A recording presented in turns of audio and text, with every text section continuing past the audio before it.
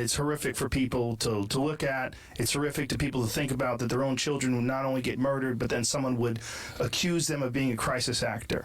So then they start pushing that story, and that story becomes something that they make money off of, which is really, in some ways, kind of ironic. They keep this story in the news, and they keep getting clicks off of you and misrepresenting some of the things that you've said. Yes, and But Joe, some of the things that you said, you wish you hadn't said. Absolutely. Too. That's also real. But I mean, let's be clear. I'm not even defending myself. People learn stuff as you get older. In hindsight, you're like, well, why did I do that? Like, I used to, whatever was the big hot thing on the internet, I would just debate it because it was interesting. But this is what I wanted to get to. You were doing this show, and in this show, you're on the air hours and hours a day, and you're ranting about all these various things. Is it fair to say that you weren't really 100% aware of what kind of influence you were having?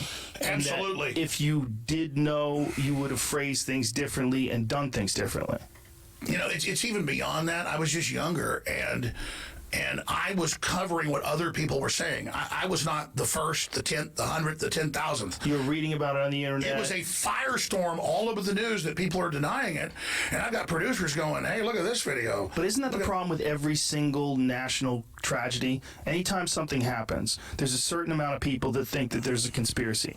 Even when it's just a plane crash, even when it's just, fill in the blanks, any sort of national tragedy. Exactly. And all I'm saying is, Sandy Hook's not the hill I'm dying on.